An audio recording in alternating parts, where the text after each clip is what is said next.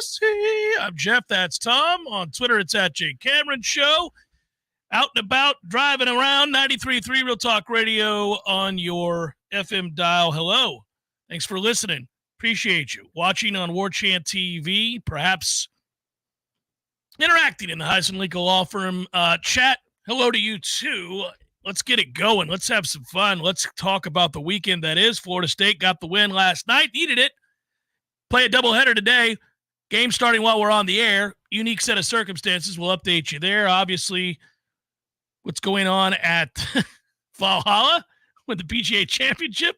Unique. I'd have to say we haven't seen this one before, in which the world's number one and Masters champion is arrested in the wee hours of the morning as we all woke and then thought, well, that doesn't seem to add up with who he is. So this is going to be a bizarre story. Out on the course right now is Scottie Scheffler, 2 under for the day, and doesn't seem any worse for wear given the set of circumstances, but nobody has been able to surpass just yet at this point Xander Schauffele, who yesterday tied the course record with a 62. Not deterred, Tom, by having blown a sizable lead on a Sunday last week and having never cashed in the chips of a major. He came right out and shot a 62. So we'll update you on that as well. Happy Libations Friday. How are you, sir? Entertained. I am very, very entertained. This has been an exceptional morning. Just that storyline's perspective. And I think we can do this right at the outset. Everybody understands that there was a tragedy that occurred an hour and a half before Scottie Scheffler got his, wrists put in bracelets. And that is sad and unfortunate. Oh, of course. Yeah. But this particular storyline and the way it has been covered and the little moments of people maybe telling on themselves a little bit and just how bizarre it looks. Somehow it became equal parts WWF, like there's the police escort, and then you've got Mike Greenberg throwing weird things into get-up coverage of the event, Jeff Darlington not knowing what to do in the crisis moment. You've got Scottie Scheffler yelling for Jeff Darlington, help me man. and Jeff couldn't have done worse. This is what I've learned today, first and foremost, is that if you're in a crisis, you don't want Jeff Darlington around you because he's not going to do a thing about it. Well, I don't know what he could have done, but saying, hey, fellas, is not enough. He said, so he puts up the video, guys. And my thought is, back up. Okay, I'm backing up. My thought is, maybe before he started recording that he alerted the police that this is Scottie Scheffler. This is the dude who just won the Masters a month and a half ago. This is not the dude that you want to, just brazenly arrest as though he's trying to break into the grounds to blow up the clubhouse. So instead, what we learned is that the police, after this all happened, said, who was the guy we just arrested? There's also a report that the follow-up to that was, blank. Once he was told who it was. Well, okay, so here it is. Hey, Jeff, instead of rolling, and I'm talking to Darlington, instead of rolling the camera and then saying, guys, how about you say, that's the number one player in the world. That's the number one golfer in the world. Stop what you're doing right now. Well, the funny thing is, I don't know that you would tell the police to stop what they're doing right now. You'd certainly make them aware of who he is and that it's not just some dude trying to break into the clubhouse at Valhalla during a major. You're right to point that out, although that should be self-evident. We'll learn more as this goes on. This is going to be, in my mind, probably an overzealous police officer making a mistake. But that said, I've been, and I will tell you this, it's the only time it would come in handy for me. A lot of people have been to golf tournaments. When I went to the Masters, and that's not a humble brag, but when I went to the Masters, I famously have told this story that I went to the Nike party leading up to the start of the event. I was very fortunate. I was sat next to a lot of the guys that played in the tournament, including Justin Thomas and others. The reason I bring this up is I didn't know that's what we were going to do. I went with Trey Jones, the golf coach at Florida State. He didn't tell me that we were going to this event because he wanted me to be surprised, Tom. That's the part of this that I'm bringing up. It was like a Tuesday night, and he's like, hey, we got something cool planned tonight. I'm not going to tell you what it is, but we're going to go out to dinner. I'm like, all right. So we go into this neighborhood. What I didn't know about this is that whenever there's a major, and especially this is true at Augusta, all of the corporate entities rent houses. So it's agencies, it's Nike, it's Mercedes, it's BMW, it's the ball manufacturers of Titleist and Srixon and all these. So these houses are always in pretty nice areas right by the course, right? And as you all know, anybody living on a golf course of this notoriety, they're doing all right. Those houses are pretty nice. Most of those places are mansions, right? That's true of almost any city, but it's especially true if you house a golf course in which majors are played upon. Why do I bring any of that up? All right, well, this stuff is so orchestrated and organized that no matter what happens, players, swing coaches, agents, broadcasters, any coach of any kind, right? They all have these passes, and they often, many of them, and certainly all of the players, have cars that they're given. They're courtesy cars. They're all given whoever the major sponsor is for that particular week. When I went to this party, it was Mercedes, and all of the players had Mercedes, and they're all the exact same. There's no different. All of the vehicles are, like in this case, I think they were gray Mercedes with black tinted windows. They were all state of the art, of course, gorgeous cars, whomever it is that's sponsoring. So that is basically, in addition to all of the badges and stuff that you get, your pass to come and go as you please, because they don't want to deter players from being able to get to the facility, whether that's to work out, to get stretched, to do some extra putting or working on your whatever, your sand game. Like, these guys need access to come and go as they please to the locker room, to the clubhouse, and to the range. And players do that. They come and go, and because they're in those vehicles, everybody knows, leave them alone. Everybody else that's not in one of those vehicles, even if you're an official of some kind, gets stopped. But not those guys. Those guys are told, just take it on in. Don't worry about it. You're good to go, because they don't want to bother them. They don't want to get in the way of what they're preparing to do, which is compete at this event that is being put on at the cost of a lot of sponsorship. So they don't want anybody bothered. They want the best performances. So I don't really kind of even know how that could have happened. Somebody effed up bad if they're trying to jump onto Scotty Scheffler's car, which is dumb. I mean, just all of it.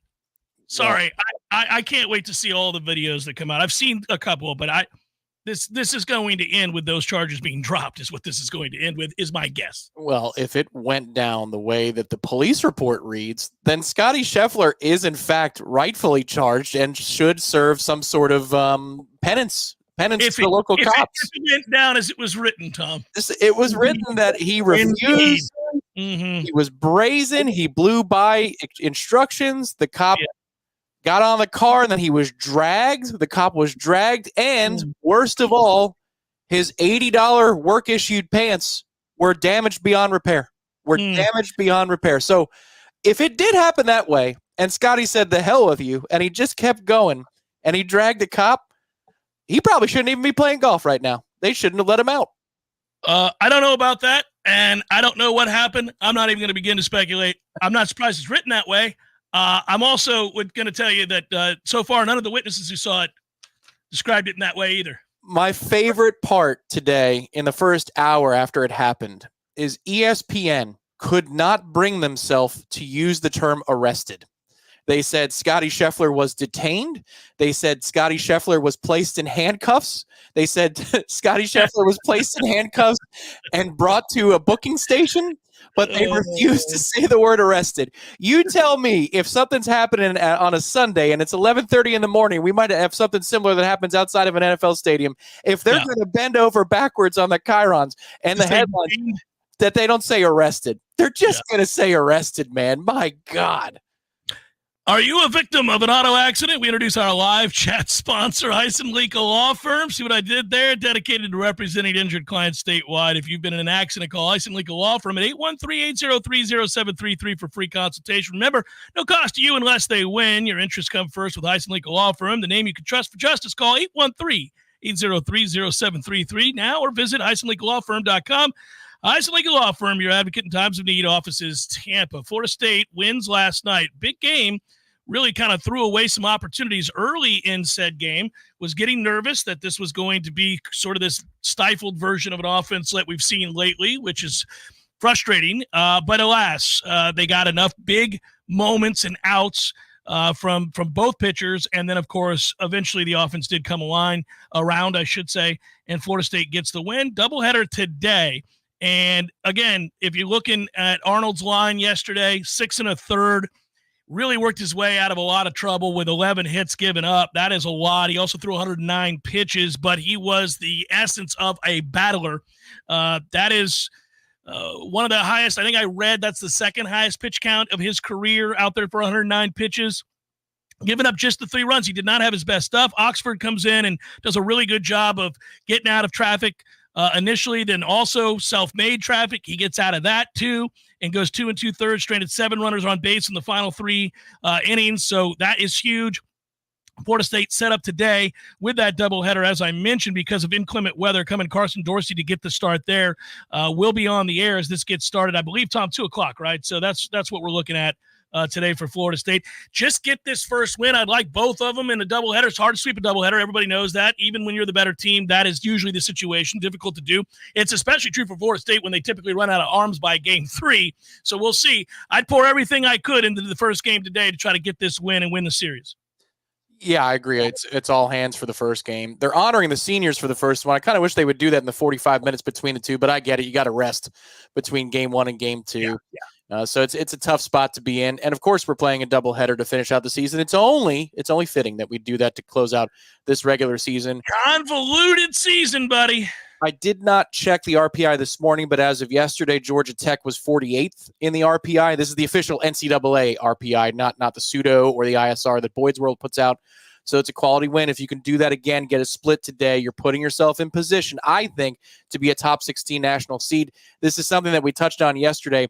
I think you can lose a game today as long as you split it, and then you win a game or 2 next week, and you're a top 16. I think at that point you're still a top 16 hosting a regional.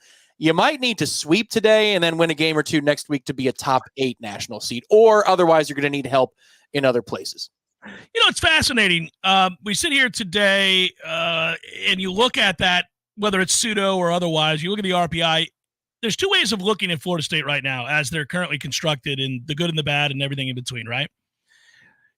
What you would say is that here they sit with basically the same exact record as Clemson, and you look at some of the teams that they've played this year up and down this top 25 of the RPI, and they've had success against many of them, and they've had some setbacks. But it's weird because the season changes week to week, and as things are revealed to you about what a roster is going to be in the postseason. And I think for Florida State, you'd say, gosh, I don't know that I'd want to play North Carolina right now. I don't know that I'd want to play Virginia right now. I don't know that I want to play some of the teams that we split with NC State. They're playing really good baseball right now. Don't feel great if we had to play NC State. I might take us there, but I think it'd be, I think look at Duke. They can, so there's a lot of these teams now within your own league that you've had success against earlier, Tom, that you'd say, well, right now, I don't know that I love us in that series. And that's the byproduct of this shaky stretch of the last 8 games or so. So, yeah, trying to punch your way out of that fog and all the things that went into it, and we know the many reasons. Some of it you won't be able to avoid, which is, again, I don't think you're going to have the depth that you thought you were going to have as the season started. That's for sure. But some of the other stuff, I think, goes by the wayside, which includes how weird the travel was and getting stuck on the tarmac and having games delayed and playing more doubleheaders than almost anybody in the country and doing all these things that are really, I don't know, fits and starts and stops that make the season hard to kind of assess here late as to what kind of team they're going to be when they have a series like a regional.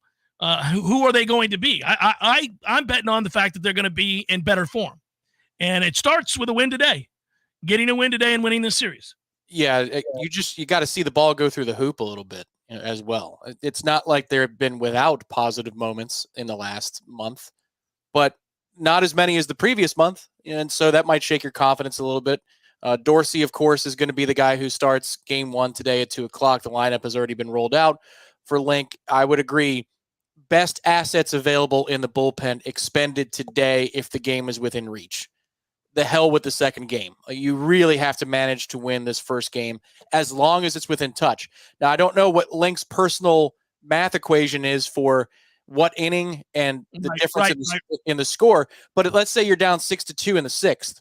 No. We save those assets for game 2. I don't think you go all in if you're down 3 or 4 runs in the latter innings in this particular game. Man, it's such a tough ball with this offense too, though, Tom.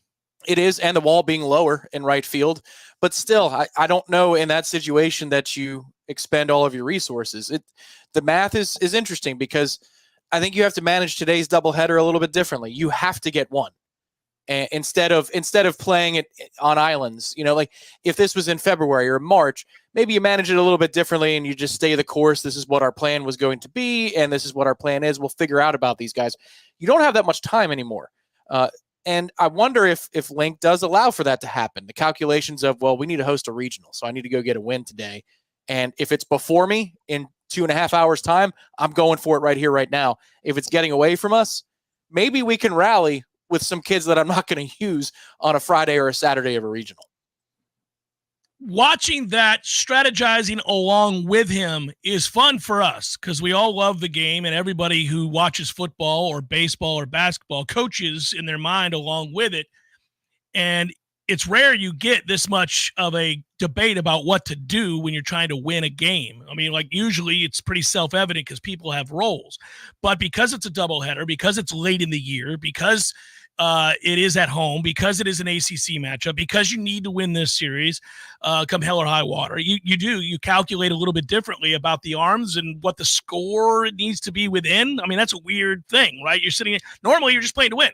You're just playing to win the game, and we'll let the chips fall where they may with game 3 of the series. But that's not how you look at it today. It's a little bit different. And with all that is on his plate, it'll be fascinating to see if Carson Dorsey comes out and throws strikes. I mean, look, at the end of the day, that's where we're at. The Georgia Tech offense is a good offense. If you look at their statistics compared to that of Stetson's, for example, who clubbed Florida State earlier this week, Georgia Tech's much better offense.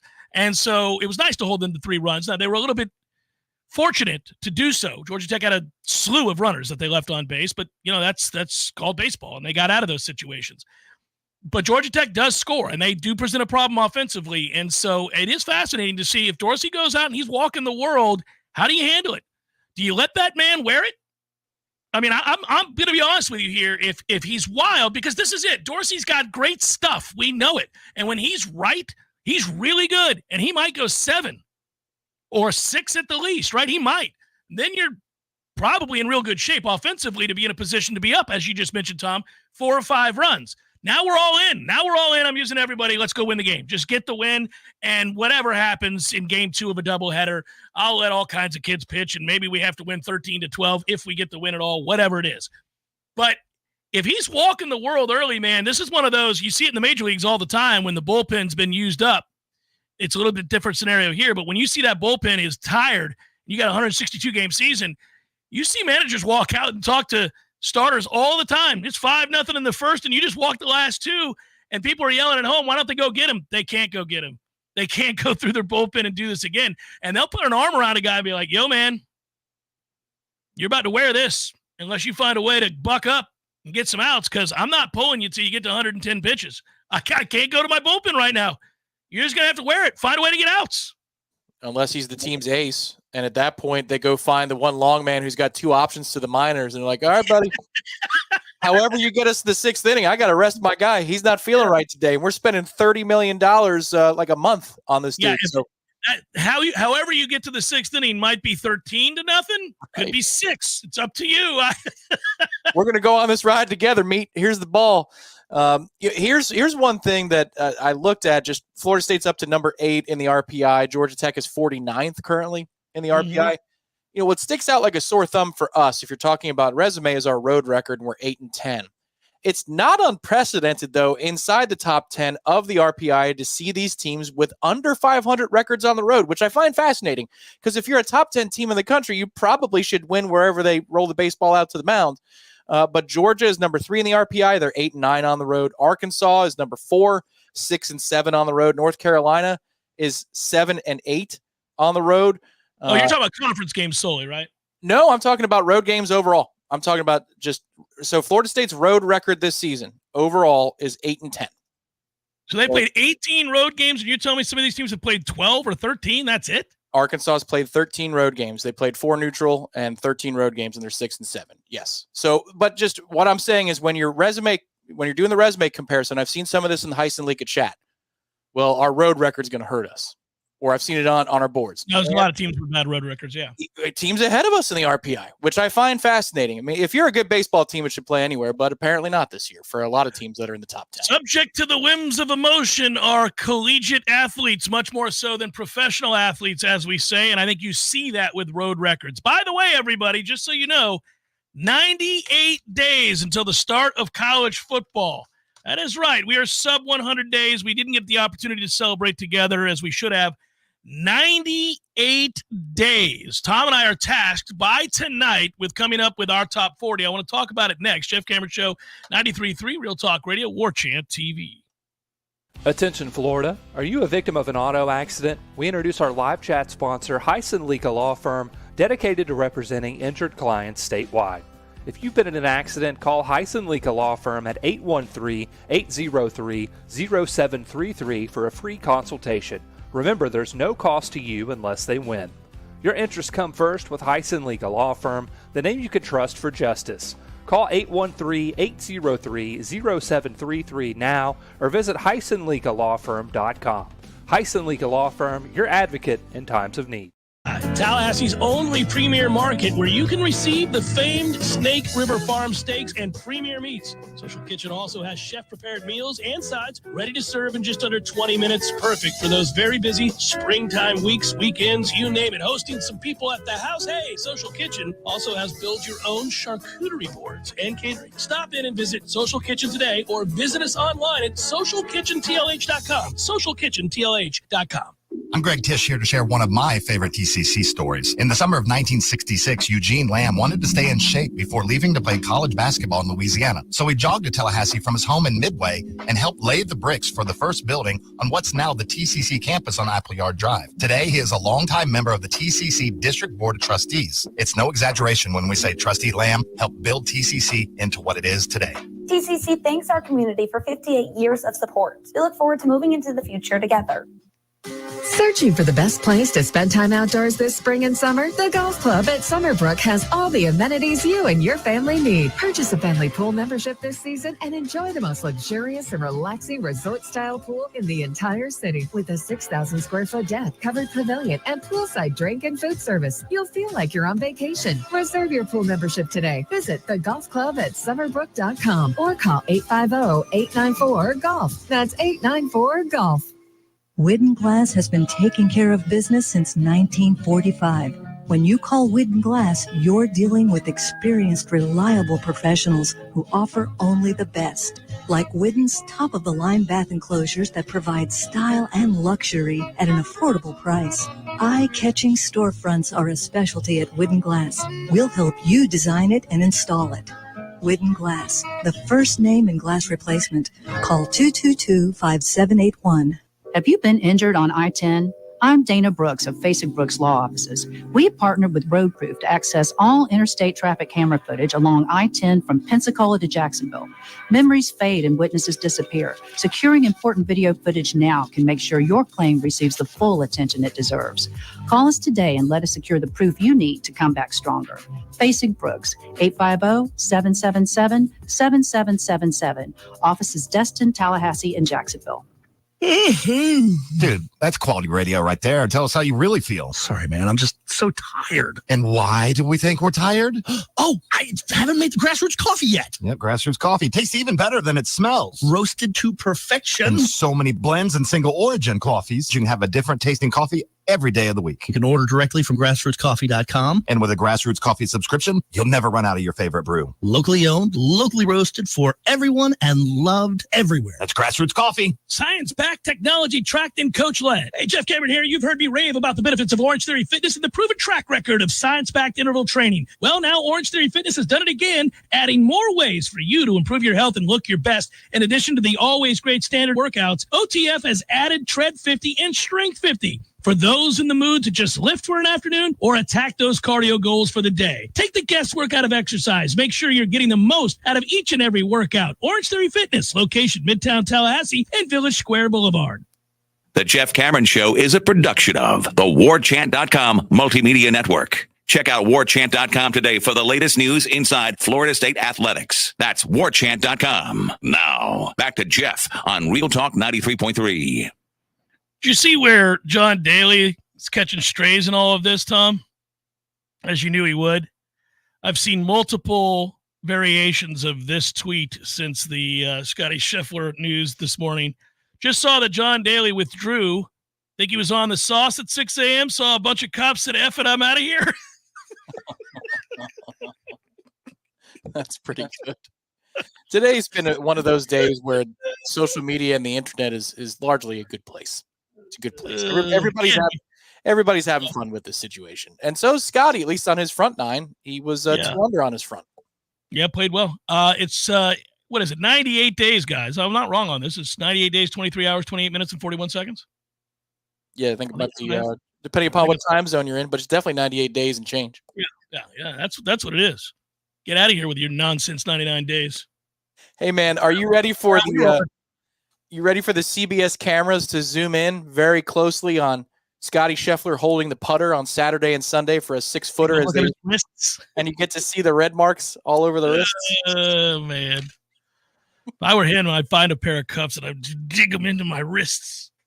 Oh, the pain. He does this when he makes a putt. Just do this. Just do that over and over again.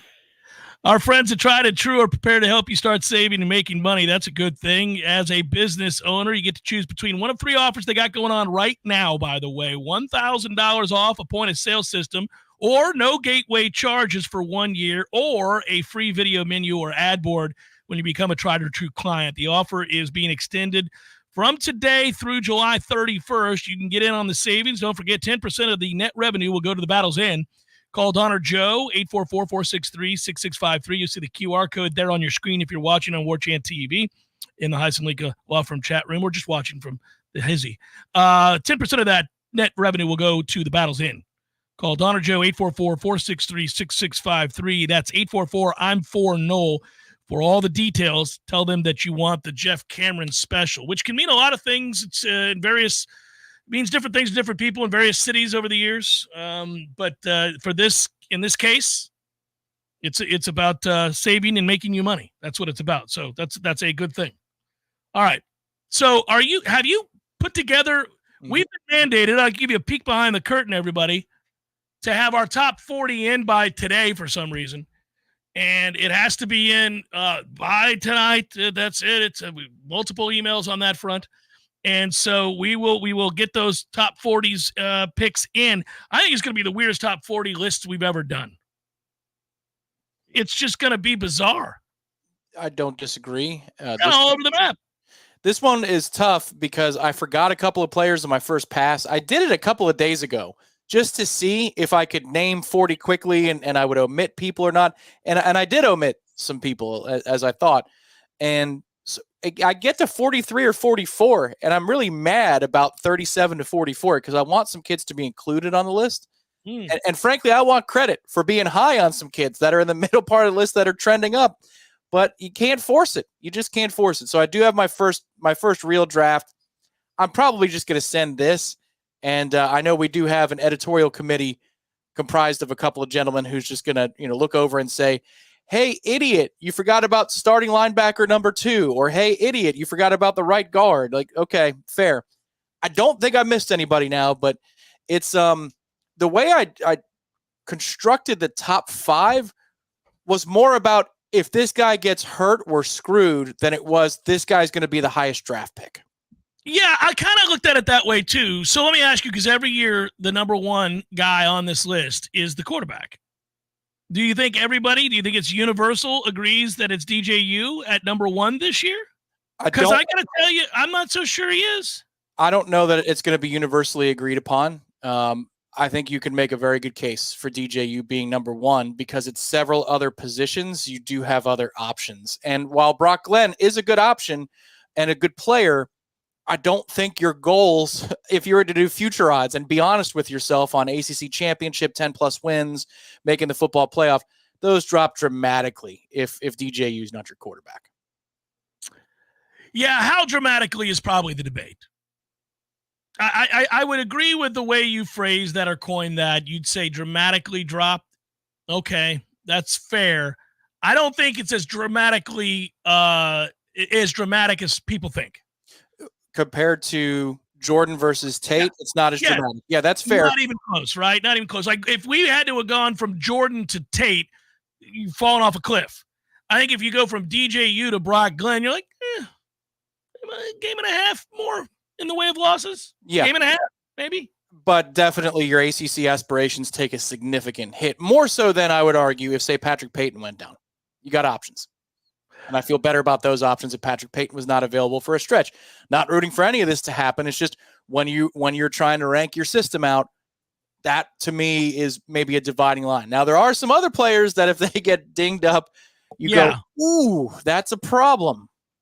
Well, yes. Yeah, this is why it's a fun discussion, because I'll say this. Yes, if your starting defensive ends are going to be Marvin Jones Jr. and Patrick Payton Jr., your backup is Lola Hale, right? And then it's Byron Turner on the other side.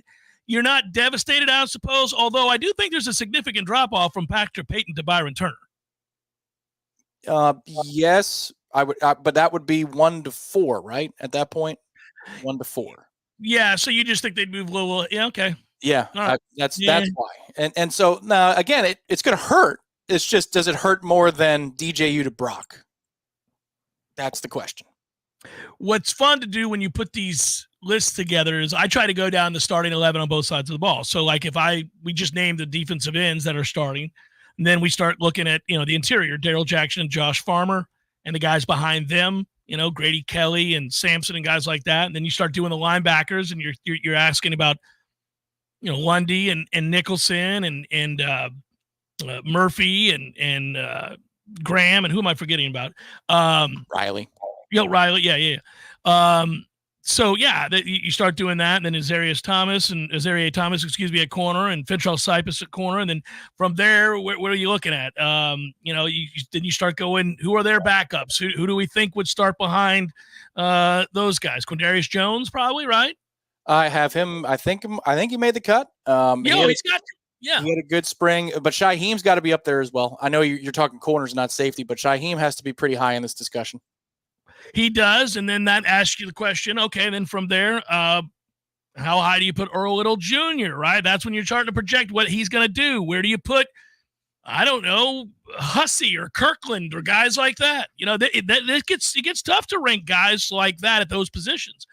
But it's kind of fun to do that. Like just go, okay, let's go the 2 deep on defense. Then I'm going to do the 2 deep on offense, and then just start placing them, right? I mean, that's kind of the exercise, I think. Yeah, and this has a real chance this December or January when we do the recap. What did you get wrong? This to be the most spicy of all of the ones that we've done, because there are so many candidates, and guys are allowed to develop over the summer.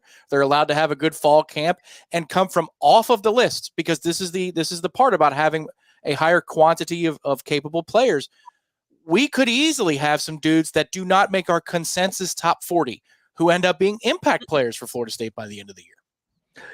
That's correct. That's why I said I think it's going to be a very interesting top 40 list. There'll be plenty of debate. It'll get spicy, because I think there are guys that might be 37th on one of our staff members' lists that are 13th on somebody else's. I mean, like that more this year than ever before. We always have some discrepancy. And by the way, just so everybody knows, I would challenge anybody to do this top 40 list and not get something glaringly wrong. You're going to. You just have to understand, entering into the conversation, you're listing 40 effing guys. Somebody's going to fall off a cliff either due to a nagging injury, they don't play well, they get surpassed on the depth chart. You were banking on them to take a step forward in the offseason and get stronger, and maybe as they walked off that field in spring, you would have put them at 33rd, but you think they're going to get better when fall starts and get stronger, and so you put them at 20, and then they don't even play. Somebody beats them out in fall camp. You're like, oh, well, guess that went the other way. Oh, and we all have those stories at the end of the year. I actually really like the exercise because it helps you learn. You look back on what you thought in a moment and say, the end of spring camp or in the off season, and you say, where did I go wrong with this player? And for example, for me last year, I had Byers in the top 5 or top 6 because I thought he was going to be good, and he turned out not to be. I thought he was going to be a guard that was of importance on the level of Dylan Gibbons because of his athleticism. And boy, was that dead wrong. But then you get stuff right. Like I was ahead of the game on Josh Farmer, so because I thought even with Fabo and Fisk, I thought that Farmer was going to be extremely important. But every year you play that game and you try to revise those things so that you have fewer outliers. But man, when the roster is this talented, doesn't mean there's a whole bunch of A+, but when there's a lot of B+, and A- players, it's convoluted. Yeah, there's a lot of variance. It makes it fun. Yeah, it does. I agree with it. It'll be fun for us to put that together. Jeff Cameron Show, 93.3 Real Talk Radio, Warchant TV continues in a moment. Your local news now. The state of Florida is developing new standards for managing lithium-ion battery fires. State Fire Marshal Jimmy Petronas said new rules are needed because electric vehicles and other devices like e-scooters and e-bikes are becoming more common. The Department of Financial Services began making rules Thursday to develop standards for managing lithium-ion battery fires. Petronas said having standards for handling these fires is critical for Florida because electric vehicles can catch fire shortly after a hurricane. 20 EVs caught fire after Hurricane Ian in 2022 due to metallized salt water creating bridges on the batteries, causing them to short out and subsequently catching fire. In addition to creating state rules, Petronas is encouraging Congress to pass federal standards for lithium batteries as well. It could take 9 months to a year to develop the state standards. This is Rachel Lene with your Real Talk 93.3 local news update brought to you by Macklemore Systems, Tallahassee's go-to Mac store. Check them out online at MacklemoreSystems.com. This is meteorologist Paul Trombley with your Real Talk 93.3 weather update. Chance for storms this afternoon. Otherwise, mainly cloudy skies. High of 86. Winds out of the south, 10 to 15 miles per hour. Mainly cloudy again tonight. Chance for storms. Lows dip down to about 74. Chance of severe thunderstorms tomorrow. Highs level out around 86. Overcast skies. This report is brought to you by the Lawn Johns. For all your landscaping and lawn care needs, visit thelawnjohns.com. Right now, it's 82 degrees. See Nice Tire and Auto Service at 4792 Bluntstown Highway today. The ASC trained technicians at Nice take the guesswork out of fixing your car. That's why wherever you see the Goodyear sign, you'll find what you want in tires and service. From preventative maintenance to a major overhaul and everything in between, you name it. Plus, Nice's services are backed by a nationwide limited warranty. Stop by Nice Tire and Auto Service. 4792 Bluntstown Highway, just west of Capitol Circle. There he is. Haven't seen this guy since, what was it? Oh, shoot. U2 at the Sphere in Las Vegas, baby. Hey, how about that, man? Wasn't that fun? Good show. Good show. Everything about it. Nearly perfect. Nearly perfect. I had everything I could possibly want. I wanted one thing, couldn't find it, and I looked everywhere. No Cubans. What do you mean? No Cubans. There was Cubans. No, I didn't see any Cubans. Dude, no. I'm sure there was Cubans there. I mean, No. I walked around. There was a moment right before the show. I thought, got to find some Cubans. Nothing. Dude, there's Cubans. There was Cubans. I'm sure there was Cubans. In Las Vegas? In Las Vegas. No Cubans in Vegas. There's Cubans in Vegas, man.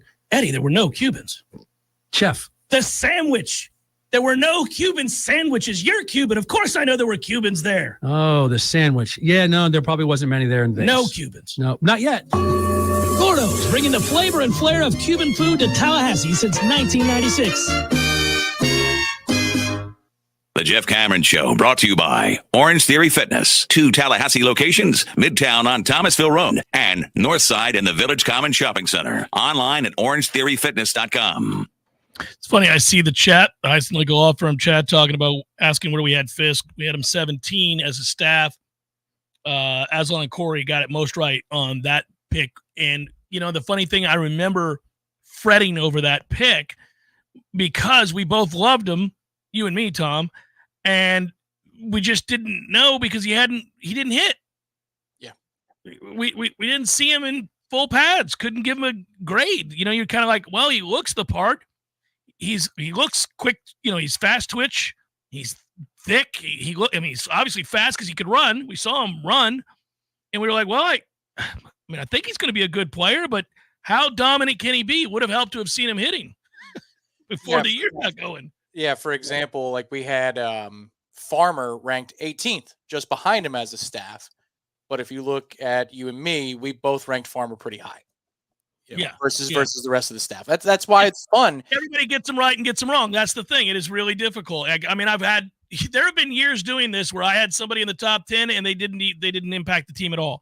Yep. There have been years I had somebody who I had in my top 15, nobody else even had on the list, and they ended up being really, really good. So you stick your chest out a little bit, but be careful because you're going to turn around and be made to look a fool. It's just a tough exercise.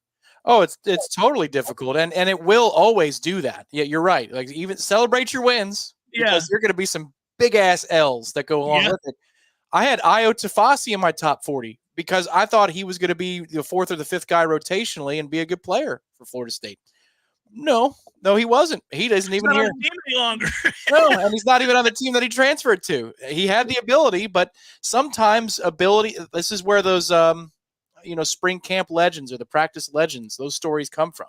We've had guys who've been kings of the spring who did nothing ever in their career. And so those are the L's. You got to remember the L's. It's almost like when you're golfing and you get a good break.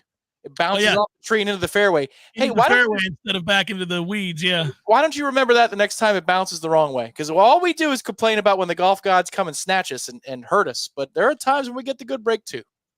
I want to point out, just because we both were excited about this at the time, Tom, but there is now like visual evidence, and I'm rooting for this kid big time. I love it. I'm excited. There's a good article today.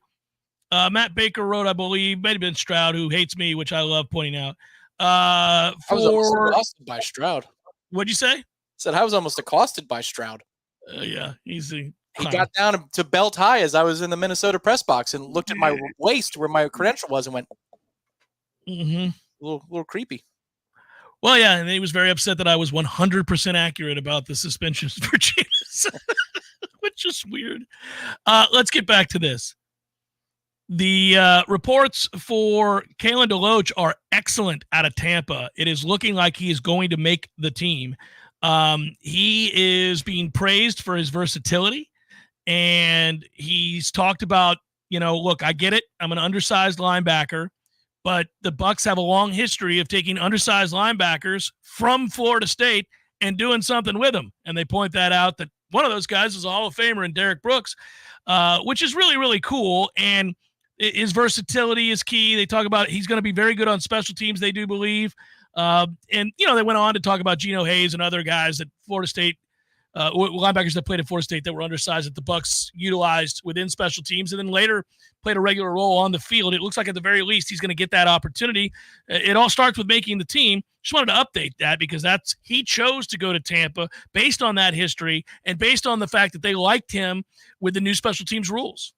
Exactly. And this is where that 4-3-8 played. And I thought he was going to get drafted as a pass rush specialist, meaning that, again, he doesn't have to play linebacker specifically. He could be third and passing, but you get him out there as a rusher. I mean, look at that explosiveness. It's not just a 4-3-8 with equal strides. His acceleration is through the roof for his body frame. And that's exactly the pattern the Bucs used with Geno Hayes and Dakota Watson. There was a span of a few games where Geno Hayes and Dakota Watson started next to each other for the Bucs. Now, was it the most successful period of time in Tampa Bay Buccaneers history? No, but they both started. I mean, that is incredible value at the end of the draft. If you find some dudes who can climb their way to be a starter on one of 32 NFL teams, I'm not saying that's where Kalen's going necessarily. I'm just saying that speed was always going to play. I was so pumped when we announced that we got him when we signed him. I'll tell you this. I just thought he could be a special teams player right off the bat. I don't know what he'll be as a regular linebacker if he'll get that opportunity, but it didn't hurt that he had the versatility to play all three positions at linebacker when he was here at Florida State. And I think, again, with these new special teams rules, the ability to have that kind of athleticism 5 yards removed from the people that you need to get around and make a tackle, this is going to play for him. And who knows, from that point, just by making the team, you get an opportunity then to learn from those other guys. He's talked about that. I mean, what a resource is Levante David, who's 34 years old and been in the league kicking ass 7 years beyond Tom announcing his death. I mean, here we are watching this guy continually go to the Pro Bowl. It's amazing. Hang on. It'll be 9 this fall. It'll be 9 years after I said he's too old and he's lost the step. Now, in my defense, small defense, prosecution large, defense small. He was injured that year. Did not know that. But he has been a fantastic borderline Hall of Fame linebacker. I think we may go to the Hall of Fame, Tom. You might. You got to wear your L's, man. And I'm so glad I did on the way to being able to hang another Super Bowl championship banner or a bottle cap like the one that's over my shoulder. And I really like the comment in the Heisen League chat by Mario, who says he'll be better than Devin White if he knows his assignment. Well, and the weirdest thing about Devin White is, and I'll never hold a grudge against Devin White, he was terrible these last 2 years, and he was a weird linebacker in general, except for he was a very helpful piece to the puzzle when we won the Super Bowl, and he played awesome in that stretch where he actually covered people, knew where he was going, sideline to sideline maniac. Then something happened where he just stopped caring, I think, and he's never in the right place, couldn't cover anybody. I've not seen too many people kind of ring true as a team's first pick in the first round, and you're like, we got it right. Look at him kicking ass. In such a short period of time to go from that to he can't play at all. I'll be surprised if he's in the league next year. Like, it is the strangest thing, but that's Devin White's career. He had remember Daniel Murphy's 2015 postseason? That was the run. He was in the middle of everything. I mean, whether it was an interception of Drew Brees or it was a loose football in Lambeau Field, he was just there. And he was screaming and laughing as he was playing. It was infectious. And you know what? It's eternal. He has that forever in football. But it didn't last very long in his career. I remember the day I had to text you that it was with profound devastation that I have given up on Devin White. I was like, how did we go from this guy's my favorite player in the league to you can't play a lick? Get off my screen. I can't watch this anymore. It is really, everybody's got a player like that for their favorite team where you could definitively state that at one time they were 100% one of the best 5 linebackers or receivers or running backs or whatever in the league where you're like, that guy is legitimately a badass. There's no arguing this. And then like a year and a half later, be like, he can't play a lick. He wouldn't start here at FSU. This is weird. I'll give you one from Tampa. Michael Clayton. Michael Clayton's rookie year in Tampa was phenomenal. And then he was out of the league. Yes, he was. You know who also had that, but it oscillated, was Doug Martin. Doug Martin had a banner year. He was horrible for 2 or 3, then out of nowhere. Really good for one more year. Yeah. I mean, really, really good. He was crazy. That's because he was too small. I mean, he was thick, but he was too small. And like he got beat up in the year that he was really, really good. And it took him 2 years to recover from that good year. And then he rebounded, had one more good year, got really beat up in that good year and was out of the league. So it's like, that's the problem with running backs. It does happen. You're absolutely right. And the funny thing about Michael Clayton, you're right, from LSU, we were like, this guy's a stud. Can't play out of the league. He got lucky. His name is not sullied because it's one of the greatest movies ever made. So he gets away with it, right? Because we go, oh, well, that's an incredible film. That's the way I always view it. I'm always like, if that film didn't exist, we would just have terrible thoughts in our minds about Michael Clayton. So he played all 16 games, but he started 13. So it was a slowish start to his rookie season. He had 80 catches for over 1,100 yards. I mean, in that day and age of the NFL, it was a little bit tougher to get open because they allowed you to play a little bit more physically. I mean, those are monumental numbers for a rookie. Really quickly, though, and why I brought up the Kalen DeLoach thing is I wanted to watch very carefully how he was perceived in this camp, and so I was happy to see this story. But it got me to thinking about the bigger picture for Florida State.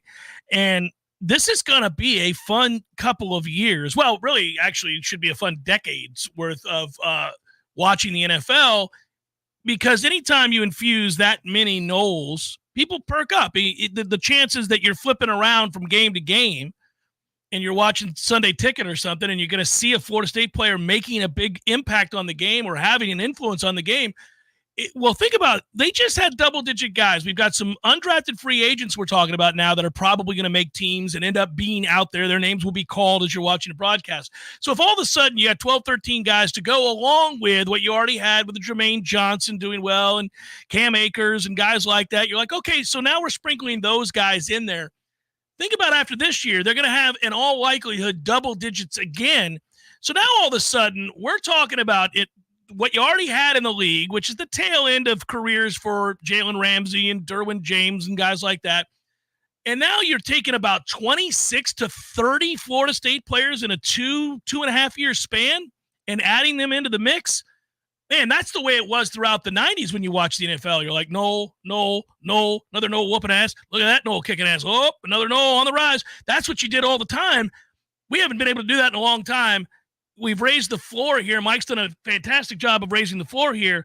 But now you're going to look around the league, and there's an impactful Florida State. I mean, I know he was here 1 year, but we're certainly going to claim Keon Coleman if he has a big year in Buffalo. Oh, yeah, absolutely. We're going to claim Keon Coleman. We're going to claim all these transfers. So the hard part is development is going to be critical this year. Anytime that we can run up the score and develop some of our younger players, just try and do that mental exercise. It requires some stretching of the brain to project who's going to get drafted out of Florida State in 2026. Because it's not an easy answer. I don't know. Outside of maybe a defensive lineman who we pay to stick around another year, some members of the secondary that we like, and certainly you could see those guys progress up the ranks. I mean, I don't know. Is there a receiver in 2 years that's going to get drafted? Is there a running back in 2 years that's going to get drafted? Well, a quarterback certainly isn't, because you're going to have two younger guys on the roster. An O-lineman, like it gets dicey. So they're going to have to develop pretty hard and do some work in the portal again this offseason to get around a half dozen to 10 draftees in 2 years. And that's where you always have to think short-term and long-term simultaneously. Yeah, they're going to continue to bring in people that will, probably fit that role. They're just too good in the portal. I refuse to think that there won't be a couple of guys that we end up getting excited about. So hour number 2 forthcoming. We got baseball getting ready to get started. We'll tell you about that. I'll give you an update from the PGA Championship as well. It's Jeff Cameron Show, 93.3 Real Talk Radio, Warchant TV. Oh my God, what happened to you? You're walking so crooked. Well, I was walking my alligator and I tripped on a cypress knee and I spilled my margarita. Oh my gosh, your margarita. Yeah, I blown my back completely out. I had to ride the alligator home. I don't know what to do. My back's killing me. You're such a Florida man. You should know you should go to Finn Chiropractic. Really? You can go to their website and book an appointment and get you in as soon as possible. Go to finnchiro.com, FENNCHIRO.com. You mean 24 hours a day I can make my appointment online and pay for it? Yep, right on their website. Wow, and it's discounted? Yeah. All right, that's what Florida man needs to do. No lines, no waiting. Visit FENNChiro.com to book your next appointment with a discount. FENNCHIRO.com. That's FENNCHIRO.com. It's Fenn Chiropractic, where the chiropractors love you, and there's nothing you can do about it. Hold my beer. I'm going to Finn Chiropractic.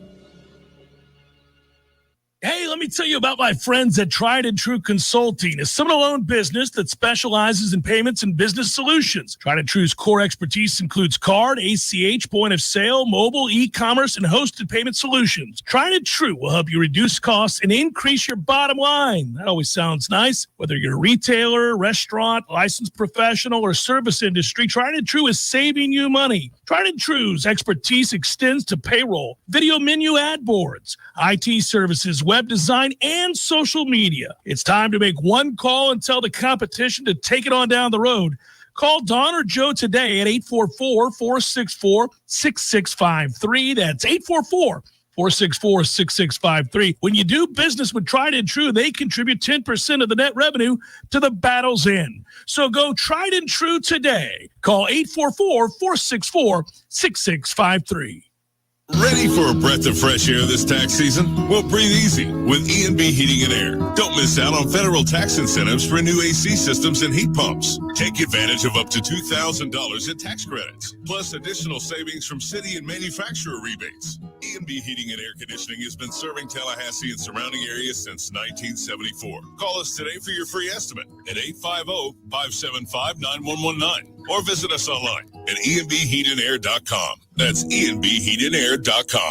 There's fun to be had every night at the Corner Pocket. Take-home prizes on Trivia Tuesdays and Beer Bingo Thursdays. And kickstart your weekend with Martini Fridays. Plus, happy hour runs every weekday and game day specials every time the Noles take the field. Watch all the best games at the Corner Pocket's Vegas Wall, featuring 560 inches of flat-screen TV heaven. Oh, really? The best food, the best drinks, and the best place to watch all the games. Tallahassee loves the Corner Pocket. Coming up next, more of the Jeff Cameron Show. Live and local on Real Talk 93.3. WVFT, Greta, Tallahassee. The latest betting odds and live movements from Vegas. This is your action update. Now here are your latest lines from our guys in the desert. Max Fried of the mound for the Atlanta Braves today. He's 3-1, a 3.57 ERA, a $2.18 favorite against Matt Waldron and the Padres, plus 180. 8 over the total at Truist Park. Tampa Bay Rays with Tyler Alexander on the hill at Rogers Center in Toronto against Chris Bassett and the Blue Jays. Toronto, the $1.80 favorite, 8.5 under the total. Xander Schauffele, 9 under 62, a 3-shot lead after the first round of the PGA Championship. Schauffele plus 240 to win it. It's Scotty Scheffler, 4 under 67. He is tied for 12. It is at 4-1. Get your free VSiN subscription right now at VSIN.com. For more sports betting news and information, go to VSIN.com. Mike Son at Real Talk 93.3. Okay, it's here. Everyone stay calm. It's Kohl's lowest prices of the season. And when I say low, I mean low. I got my kids jumping bean tees for $3.99. Treated myself to some cute tees and tank tops under $5. And got great finds for our patio, 50% off. Plus, I earned Kohl's cash on all of it. Sounds too good to be true? Well, I guess you'll have to go to Kohl's and find out for yourself. Select styles. Offers in May 15th. Some exclusions apply. See store or Kohl's.com for details. Memorial Day deals are here at Lowe's. Right now, save big on Scott's Naturescapes mulch. Get 5 bags for just $10. And there's more. Get up to 40% off. Plus, save an extra $50 on every $500 you spend on select major appliances. These deals are selling fast, so start shopping now. Lowe's knows summer savings. Valid through 5/29. Mulch excludes Alaska and Hawaii. Appliance savings vary based on purchase. See Lowe's.com for details. Selection varies by location. While supplies last. Every nose cool, he's keeping you comfortable. Every nose cool, you can put him to the test. Your heating and air conditioning system doesn't check with you before it takes a break. That's why we're always ready to help. Any day, anytime, anywhere. And with our annual service agreement, there are no overtime charges. Ever. At Verno Heating and Air, we will always be there for you. Every no heating and air conditioning. CAC 1816186. This is Shannon Young with Fairway Independent Mortgage Corporation. Investors, are you looking for a creative way to purchase your next rental property? Are you looking to get into the Airbnb space? If so, you need to know about DSCR loans. It stands for Debt Service Coverage Ratio. These are loans that do not require traditional income verification. As long as the proposed rent covers the mortgage payment on the subject property, that's the only income you need. If you're looking at investing and don't know if you can qualify, let's set up a plan to get your next income producing property and start putting you on a path to passive income. Give me a call at 954-369-6171. And don't forget, every fellow Knoll that we close a loan for, I will personally make a donation of $250 to the Battle's End. It's Shannon Young at 954-369-6171. Equal housing lender. NMLS number 373030. Science-backed, technology-tracked, and coach-led. Hey, Jeff Cameron here. You've heard me rave about the benefits of Orange Theory Fitness and the proven track record of science-backed interval training. Well, now Orange Theory Fitness has done it again, adding more ways for you to improve your health and look your best. In addition to the always great standard workouts, OTF has added Tread 50 and Strength 50. For those in the mood to just lift for an afternoon or attack those cardio goals for the day. Take the guesswork out of exercise. Make sure you're getting the most out of each and every workout. Orange Theory Fitness, location Midtown Tallahassee and Village Square Boulevard.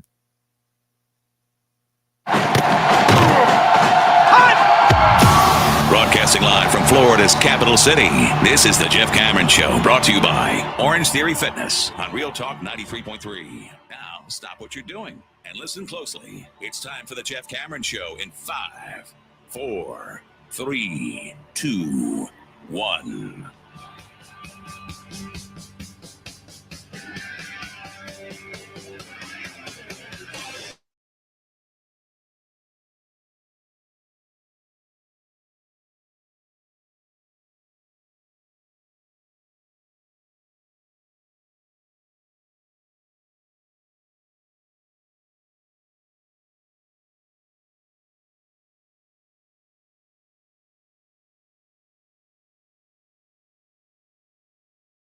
Real Talk Radio. Appreciate you. Warchant TV. Appreciate you. YouTubers, all the good things. Podcasters, all of you. Or listening to the podcast. I'm the podcaster. What the hell am I talking about? I'm thinking myself. There you go. Tom's here. I'm here. Last hour of the week for Tom for 2 weeks, buddy. You're off. Well, for a full week, anyhow. You're off next week. I am. And then we have Memorial Day. Oh, Yeah. Was there an echo? Sorry. No, you're good. Memorial Day on the other end of that. So yeah, this is a nice little break. Gonna give the mouse about $5,000 of my money. I'm sure, probably by the time it's over. Florida State baseball. They honored the seniors just now, about 30 minutes ago, over at Hauser. Good for them. Congratulations to all those seniors. What a ride! What a ride for these seniors, right? Some of these kids that stuck around. Look at a kid like James Tibbs. Holy moly! He must have thought, "What have I done?" Going to Florida State, what have I, any of these guys, well, I'm talking about any of the people that have been here multiple years is what I should say. Not just the seniors, but yeah, man, if you've been here for a minute, you've seen some things, including really cool season that you're in the midst of right now. So that is fun. And also a lot of work to be done as Florida State has an opportunity. Zip, top of the first, 3-0 count. Tom pulled it up on the Warchant TV chat there. You can see. We'll update you as we go along. Let's see if Dorsey is sharp. Doesn't look like it early. I will try to make that a little bit larger for the people watching on Warchant TV, but it's about us before the score. So the score is supposed to be just like a little bug. So I'm going to keep it there in that size of a window. There's a strike, and we got an out. Okay, here we go. Let's go. By the way, I don't know why I used to do this, and I can only imagine how much trouble I could have gotten in or gotten the station in. You remember when we would have broadcasts like this, Tom? These are in your early days. Before that, it was Millar, and he used to be seething when I did this. But I had multiple televisions in the old studio. Back before we went to ESPN, we had multiple televisions in the studio at Clear Channel where we worked. And I would have a game on, and then I'd have another one on the computer over here, and then I'd have my other work computer here, and then I'd have the board like I have here now. So I could be watching multiple events. And I just straight break into play-by-play of what was happening in those games for like a full inning because, I like to do play-by-play and pretty good at it if I do say so myself. But I would do it, and they'd say, you can't do that. That's copyright infringement. You're going to get us in trouble. You cannot do play-by-play. You're not licensed to do it. And I would be like, and the 2-2. And I just keep doing it over and over again. Line foul, they'll do it again. I remember before when we had to, in those days on the AM dial, we would break into Westwood One's coverage of March Madness. Yeah. Which, when we got to the FM dial, a different ops manager said, no, we're taking the day off. The people want to listen to the games, and we're going to have a watch party. But you used to call the final minutes as they did whip around. Yeah. All right. Well, there's 2 timeouts left. They just spent one. They can't advance the ball. Obviously, it's college, so we got 16 seconds left. We'll come back to that in a minute. So anyway, about the baseball team, and they're like, okay, they're about to inbound the ball. Here we go. Yeah, we go. Yeah, straight into it. They find Derwin James. He kicks out. There we go. That's a 3. Count it. Knowles by 2. 1 minute to play. You'd be like, dude, can't do this. We'd have a blast with that. I did it with baseball a lot, though, because it was days like this where you could just look up like, Dorsey finds himself in trouble. Runners at first and second, just one down. A little wild here. Something that's plagued him all season long. The 2-2 just outside. 3-2. Big pitch coming up. And you'd be like, come on, my man. I remember when they added the bases to America Online, like they have at the bottom there with the actual bags and the diamonds, and how advanced that felt. Because what you would get is no logos, and you'd get, PHI, NYM, and then, there you go. It's 1-0 Georgia Tech. Great. Off to a wonderful start.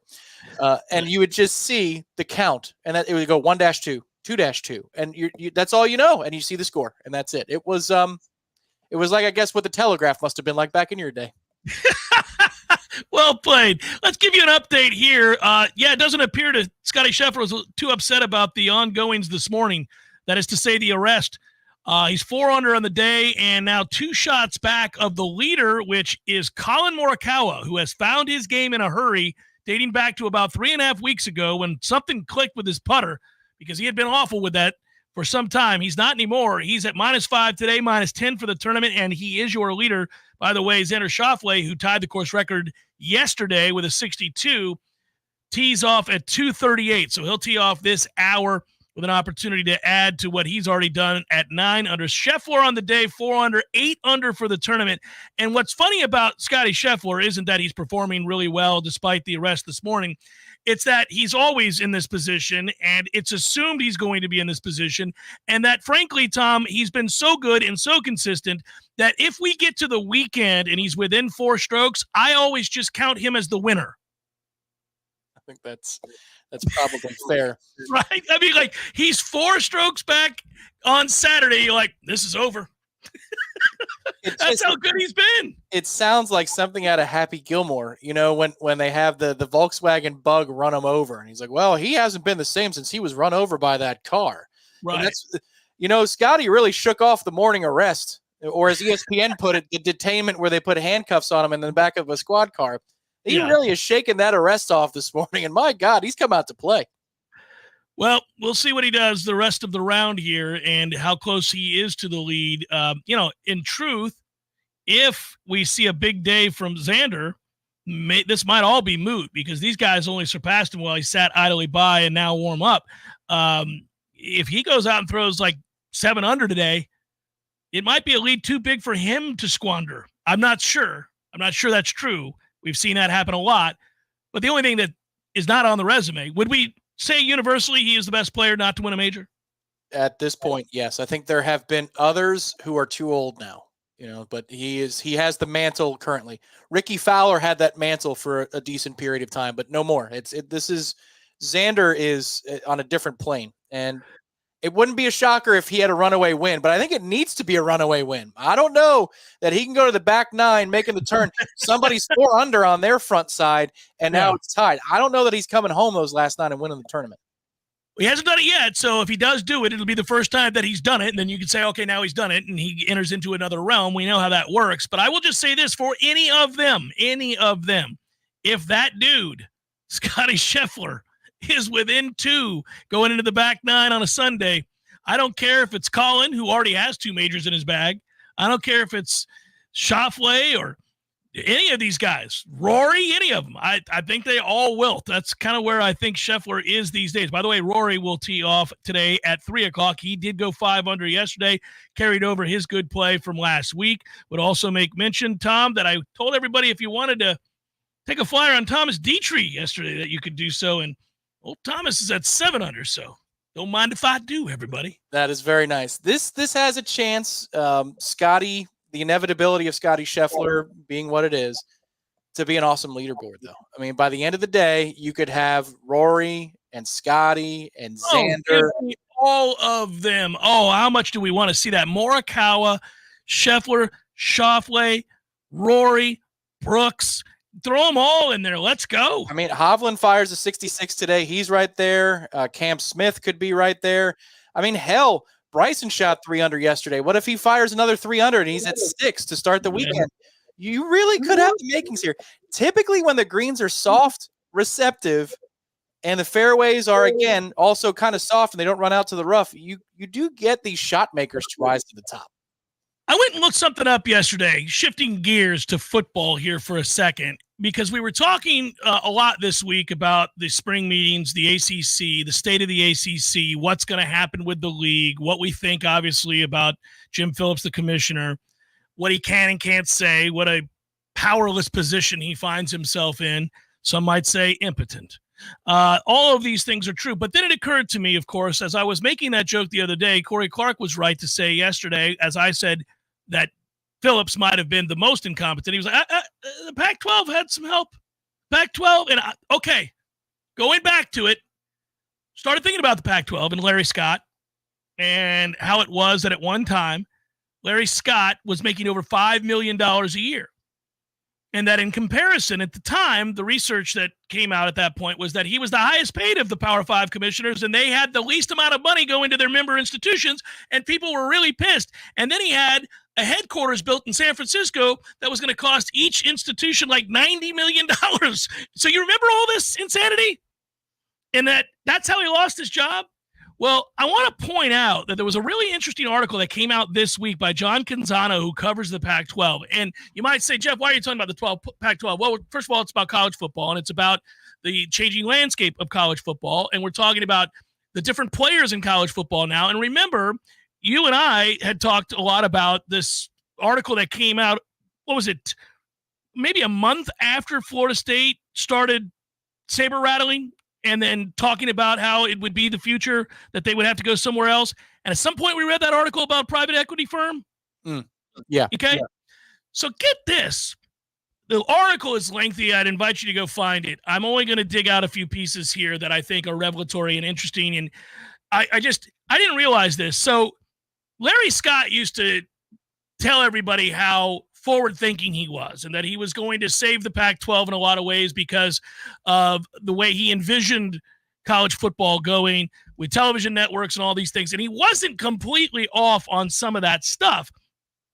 The Pac-12 New Co.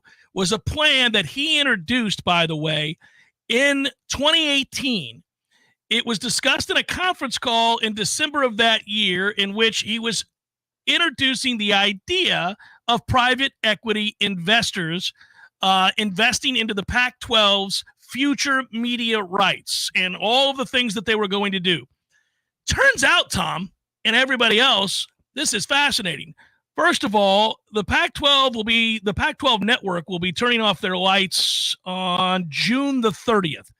The Pac-12 network signal will go dark at midnight on June the 30th.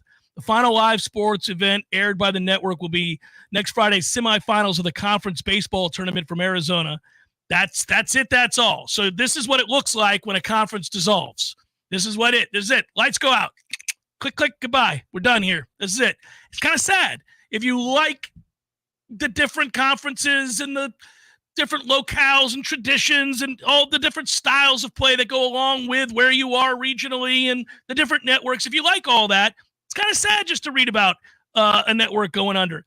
The Pac-12 was offered $1 billion for 15% equity in the conference by a private equity firm in 2019. $1 billion. The pushback came from two Pac-12 programs. You know who those two Pac-12 programs were? I can guess. Are they two in the state of California? Good guess, Tom. USC and UCLA.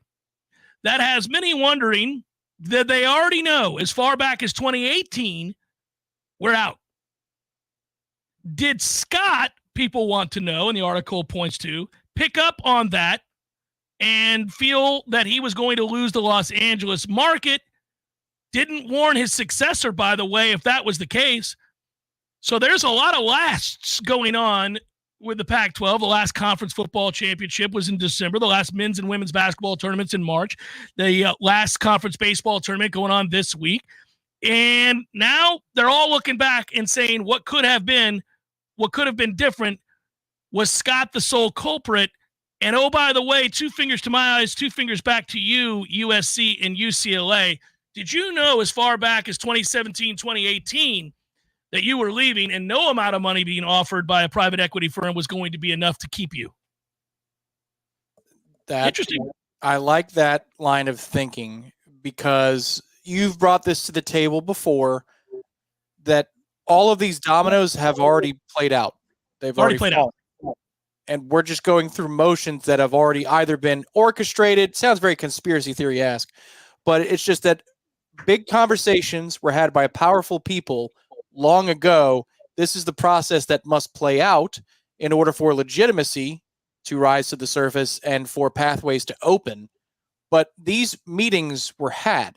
Like, for example, the easiest way to explain that is, why is Florida State so hell-bent out of getting out of this conference if they don't know where they're going? Of course they know that they have.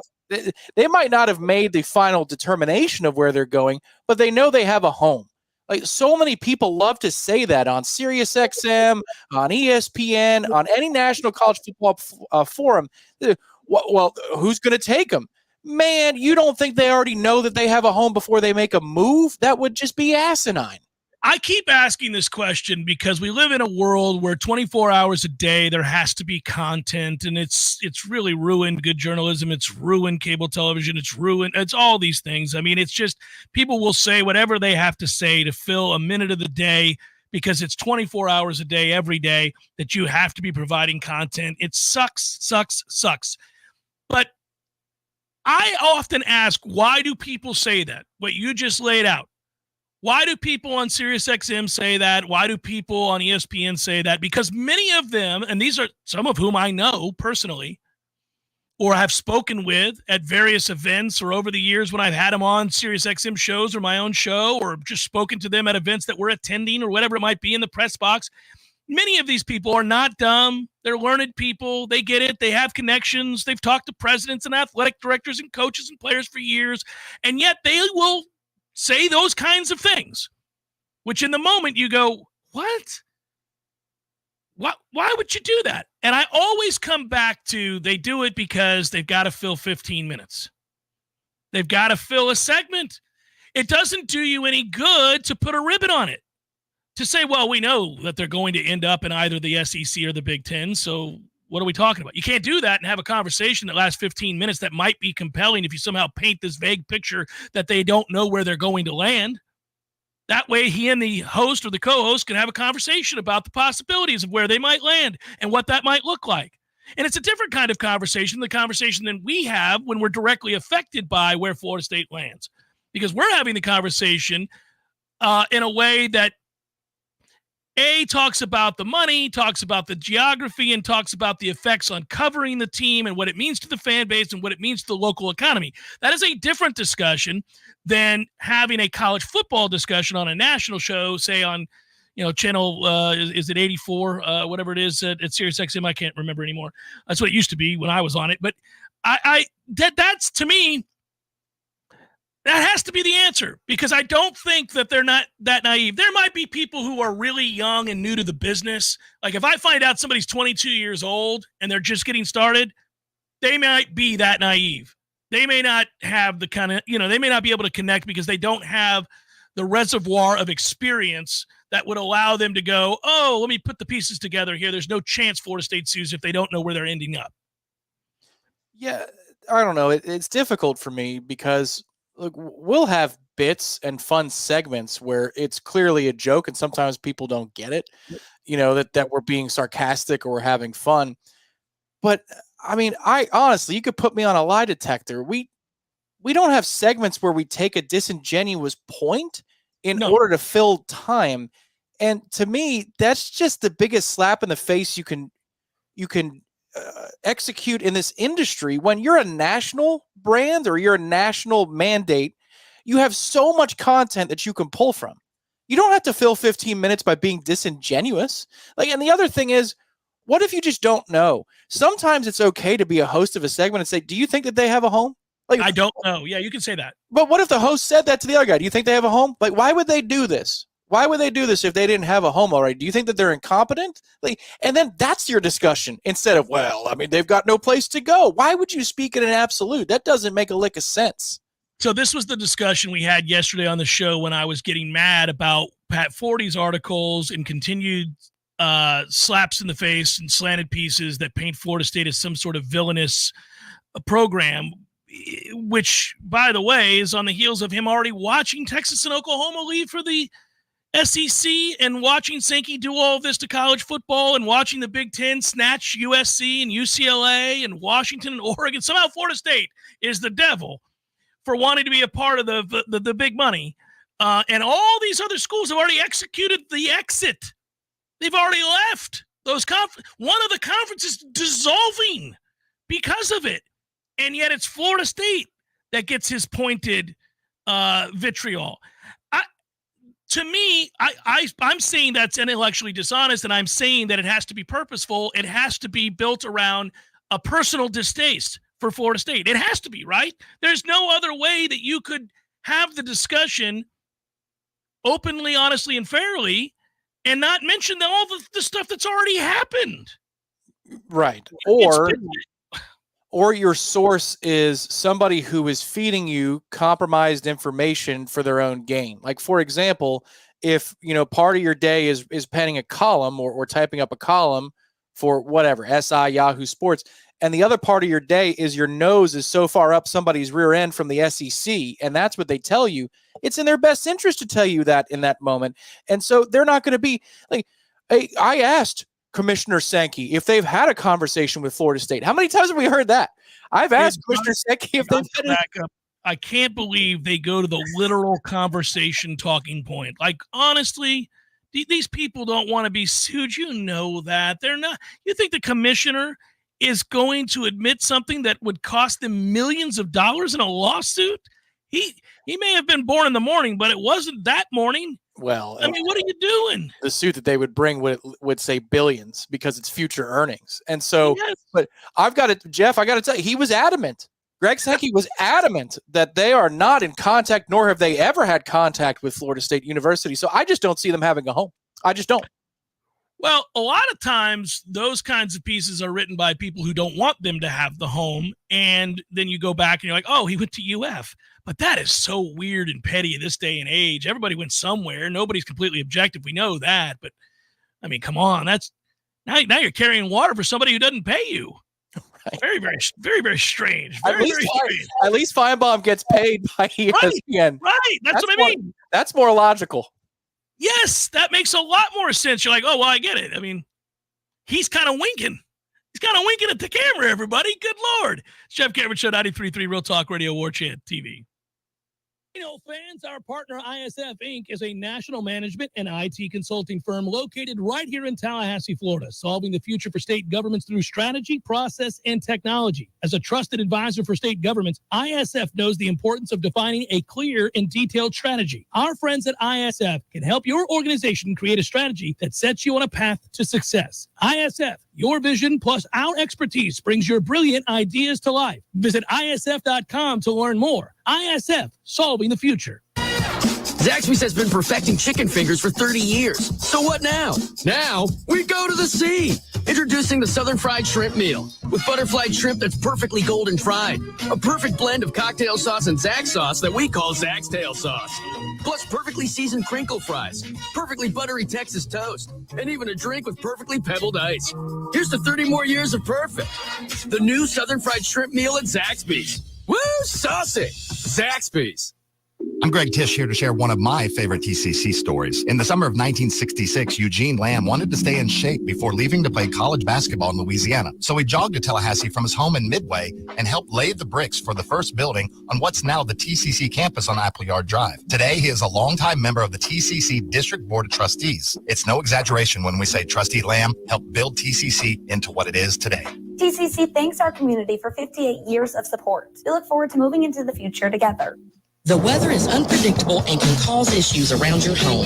Weston Trawick provides commercial, residential, and industrial electrical wiring services, yearly inspections on fire alarms, portable generator sales, and so much more. With 24/7 emergency service and repair, Weston Trawick will be your calm in the storm. Give them a call at 514-0003. Weston Trawick. Professional electrical services day or night. Visit online at westontrawick.com. Searching for the best place to host an event for your friends and family? The Golf Club at Summerbrook is more than just a place for a round of golf. It's also one of the best choices for hosting and celebrating the most special days in your life. From rehearsal dinners and baby showers to corporate banquets and kids' birthday parties, you'll receive amazing personal service and attention to every detail when you choose the Golf Club at Summerbrook. Find out how affordable it can be and call us today at 850-894-GOLF. That's 850-894-GOLF. It's National Care Stand Month at Brian Barnard's Flooring America. Care Stand rugs and carpet are made to last for generations. At Flooring America, discover Care Stand's newest carpet styles and colors, including their new hardwood and waterproof flooring. Feel the natural durability of New Zealand wool and the stain resistance of cashmere nylon. Hi, it's Chris Barnard. We are proud to be the area's largest Kerostan dealer for over 45 years. Come see us during National Kerostan Month and see why Brian Barnard's Flooring America is where friends send friends. At Epps Decorating Center, we're your locally owned Benjamin Moore retailer. We're your store for quality with brilliant and durable paints in a variety of sheens and thousands of colors. We're your store for service with one-on-one advice for contractors and homeowners. We're your local experts, and we're here to help with all your painting projects. Benjamin Moore, available at Epps Decorating Center with 2 locations in Tallahassee. Find a store near you and visit EppsDecorating.com. That's EppsDecorating.com. Science-backed, technology tracked, and coach-led. Hey, Jeff Cameron here. You've heard me rave about the benefits of Orange Theory Fitness and the proven track record of science-backed interval training. Well, now Orange Theory Fitness has done it again, adding more ways for you to improve your health and look your best. In addition to the always great standard workouts, OTF has added Tread 50 and Strength 50. For those in the mood to just lift for an afternoon or attack those cardio goals for the day. Take the guesswork out of exercise. Make sure you're getting the most out of each and every workout. Orange Theory Fitness, location Midtown Tallahassee and Village Square Boulevard.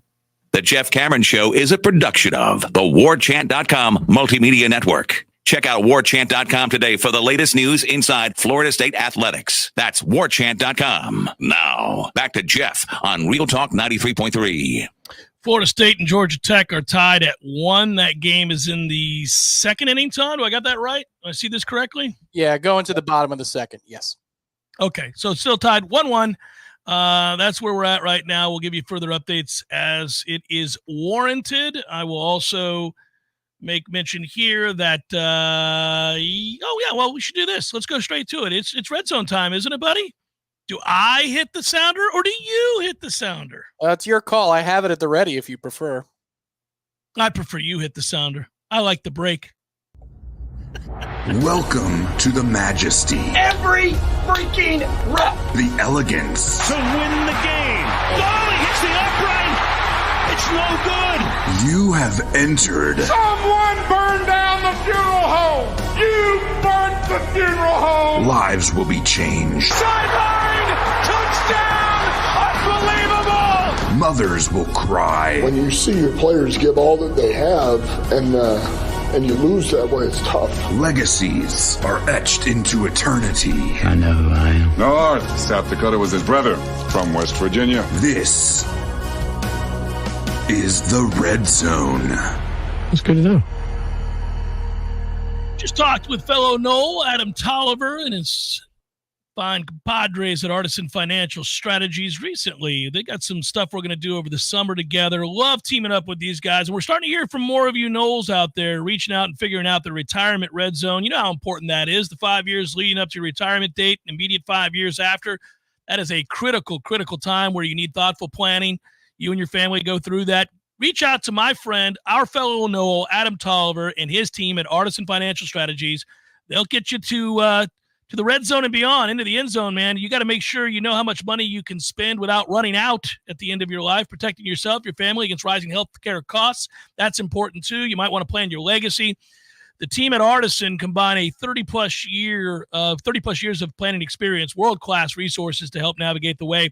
Go to NoelRetirement.com. Just by going to that website, clicking on that, you can start to kind of peruse that, and you'll see how they can help you in different areas of financial service. NoelRetirement.com, all one word. Interested to hear what you got for me today. Tommy, what are we looking at, buddy? We got 4 downs. We're back to 4 downs because Okay. I'm going to parlay this into our Warchant top 40 list. This doesn't give away tons of state secrets. We all kind of know who's going to be in the top 5 or top 10. So I'm going to ask you on first down, who is going to be the highest rated or the first defensive lineman you put in your top 40? Yeah, so that's interesting. I assume you're talking about the edges too, right? So Yes, it could be interior or edge, yes.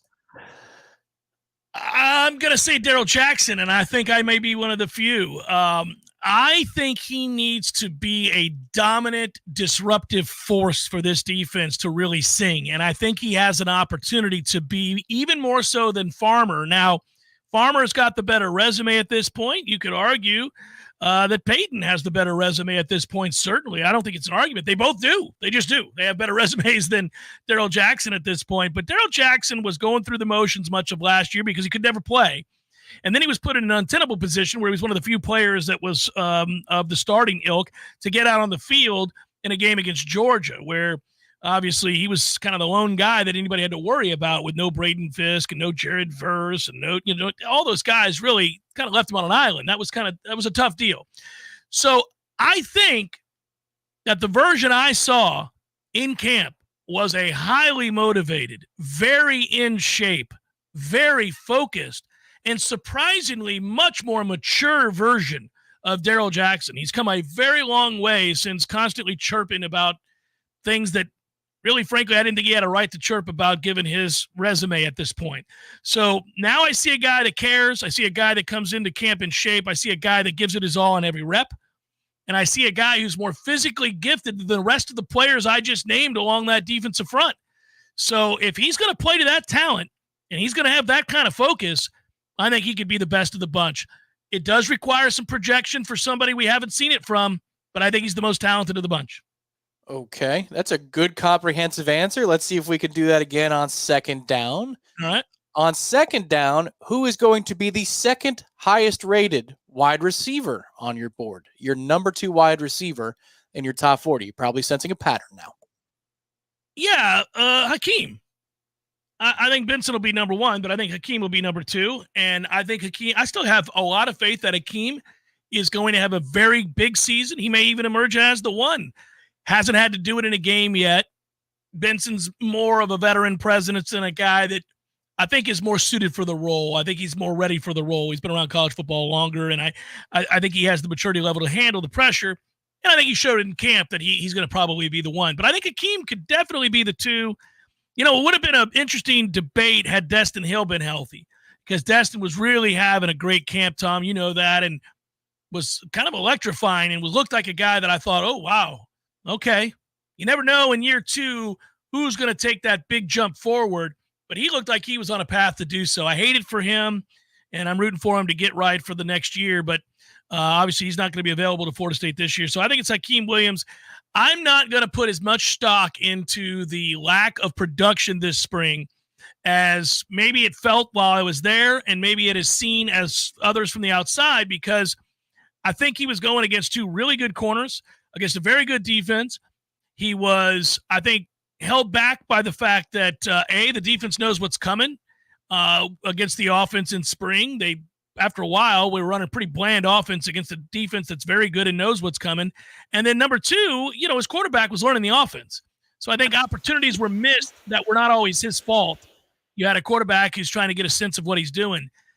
I think he's going to play well. I think he's a physically gifted kid. I think he's going to take a big leap forward. He'll be number 2 for me. This one might be the toughest of the downs. Third down. Give me your number 3 running back in your top 40 list. Your 3rd rated running back. I don't know that I can do it. It sounds, that's not an answer. Cam? Ooh, probably. Okay. So right? The candidates, I'll rattle off the candidates really quickly. Here's why. Because you already have your one. He's in the new preview for the NCAA football game. He's the lone Knoll in that preview, right? Did I see that correctly? That's ridiculous. Roydell is there for about a second. Yes. Yeah, Roydell's there for a second. I think Roydell's probably your 1 for sure. And then I think Toafili's your 2. And then I would go with Cam. So no Keziah. Okay. I love Keziah, and I think he's going to play a role. They're loaded, and if you want to interchange them, you can. I get it. I think Cam's more talented than Keziah, but Keziah's got experience. He's been around for a while and had a good camp. I wouldn't argue with you too much if you wanted to say Keziah. Toafili plays a different role, but if we're looking at the way we utilize in totality that room, I think 1, 2 are Roydell and Toafili, and then any number of guys that you want to interchange there at 3. All right, so 4th down. This one should be easier because I kind of know your thinking here. But your 4th rated defensive back, corners and safeties combined, your 4th rated defensive back on 4th down. Okay, so you're counting safeties and corners. Mm-hmm. So Azaria and Fentrell, I imagine you're going to be. Yeah, they're right there. And Shaheem, those are probably your top 3.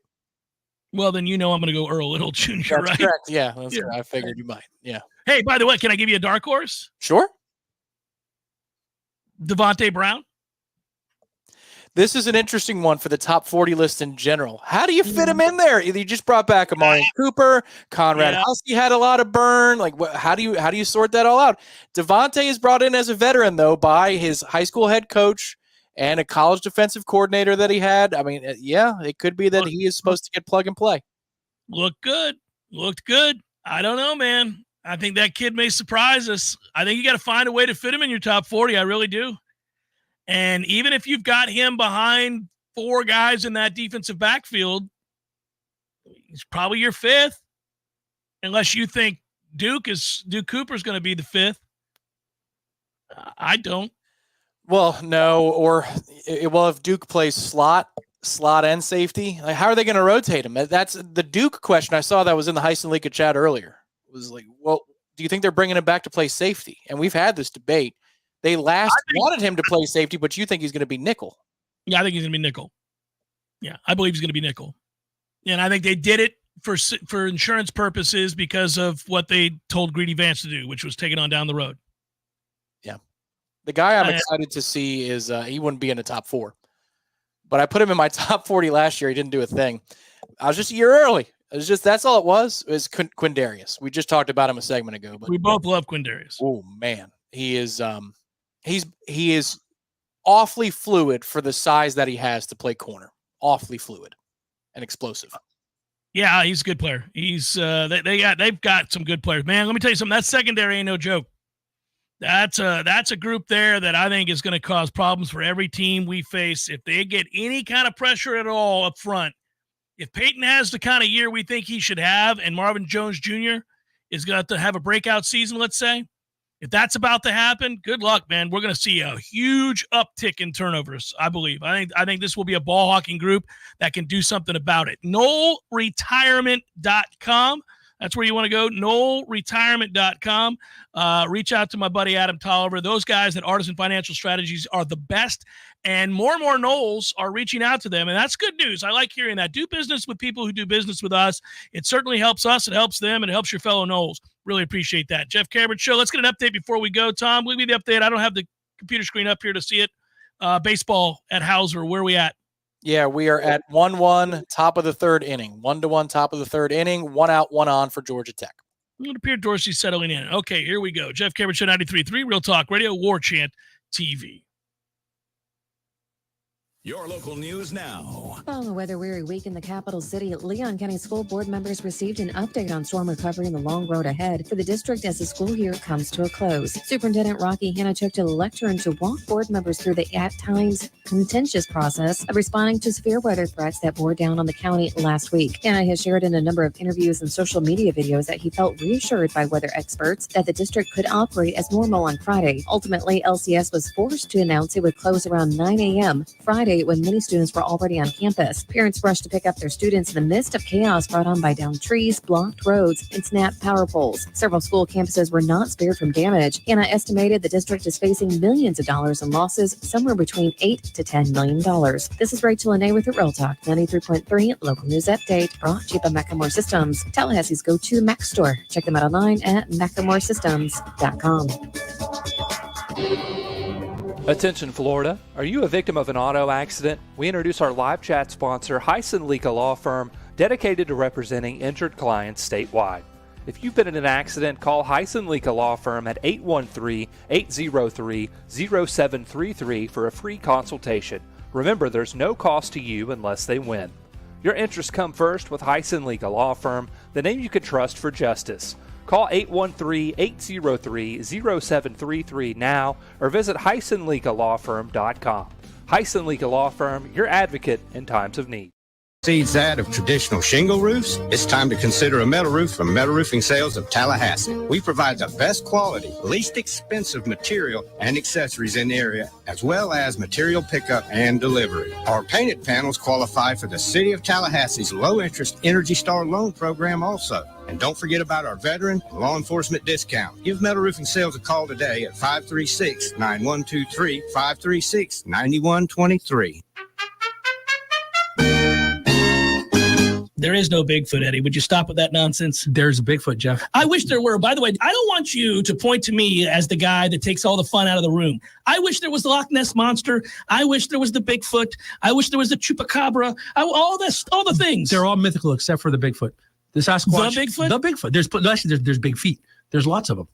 So like different, breeds, like different kinds. There's like, families. There's different families. And, so there's if they're in the snow, you call them a Sasquatch. Or the Yeti. Right, yeah, and then here in Florida, that's a skunk ape, and but never heard that one. By the way, why do you think it's real? We would have found them by now. They're the hide and seek champions of the world. Nobody finds the Bigfoot. I think you believe in Bigfoot. I do believe in Bigfoot. You don't believe. I believe in Bigfoot. Don't tell anybody you believe in Bigfoot. I would go look for Bigfoot, but he scares me. Gordo's, bringing the flavor and flair of Cuban food to Tallahassee since 1996. The Jeff Cameron Show, brought to you by Orange Theory Fitness. 2 Tallahassee locations, Midtown on Thomasville Road and Northside in the Village Common Shopping Center. Online at orangetheoryfitness.com. Jeff Cameron Show rolling on a Libations Friday, where we have a tie ball game over at Dick Hauser Stadium. 1-1, top of the third, 1 out or 2 outs. Top of the third, runner at first base is what I see. That's 2 outs. Checking it on my computer screen. Also would make mention here on our friends at Pinch a Penny Pools and Spas. Everything you need for pool maintenance, chemicals, cleaners, pumps, vacuums, nets, covers. That is everything. Good God, what else could you need? Well, you might need them to come get that dump of a hot tub that's been dilapidated for years and is rotting away. What do I do? Call them. If you have one of those older hot tubs, as they like to call it, and you've been putting off upgrading because you don't know how to deal with it, like the hassle of it, they've got a solution. They'll come in and get it. They'll haul it away. They'll take that beat-up tub, and they'll take it away for you, and then they'll offer you trade-in value for credit towards your new hot tub. See? More savings.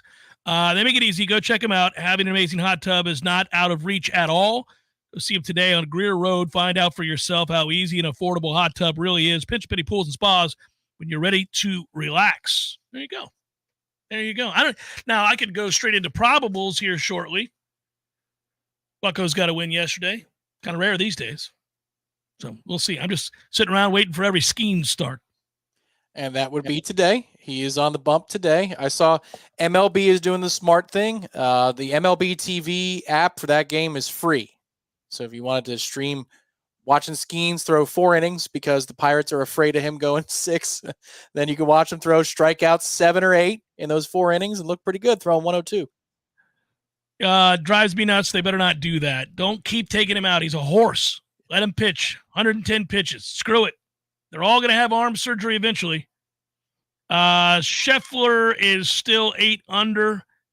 Colin Morikawa is 12 under for the tournament, 7 under today. Tom, that idea that this thing is going to go really low is, yes, it is going to go really, really low, isn't it? Oh, wait. Update, Scheffler. Yeah, no, I'm right. 8 under is correct. So minus 12 is your leader. Colin Morikawa having himself a day. Mark Hubbard, a lot of people at home going, who the hell is Mark Hubbard? He's 10 under right now. Xander Schauffele hasn't teed off, should have teed off just now, hasn't finished number 1 yet. He's at 9 under. Scotty Scheffler at 8 under. An adventurous day for him. Then it's Harris English, who, by the way, Tom, I'll tell you, I don't know why. It's completely unfair on my part, but I hate Harris English. Oh, really? I got no time for Harris English. Every time he gets on my leaderboard, I'm like, get that chump off my leaderboard. Drives me nuts. That is me and Brian Harmon. So I hear you. At least Brian Harmon's won a major and is frequently in contention at other majors. But, man, Harris English, I'm like, man, get the Brian Harmon is a little baby. It was last year before. It was this event. He wanted relief. He hit it into the trees. He wanted relief. Oh, yeah, you got mad at him for something he he did on didn't the get court. it. He pitched a little hissy fit. Well, how can you not give me relief from this log that I hit next to? Well, don't hit next to the log that's 50 yards from the green, a-hole. And then he has 87 waggles. Get out of here, man. I can't stand that dude.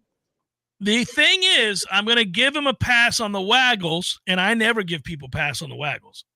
But I'm going to give him a pass on the waggles because he owned the waggles. That is the only way you get a pass on the waggles is if you admit you're being an a-hole with the waggles.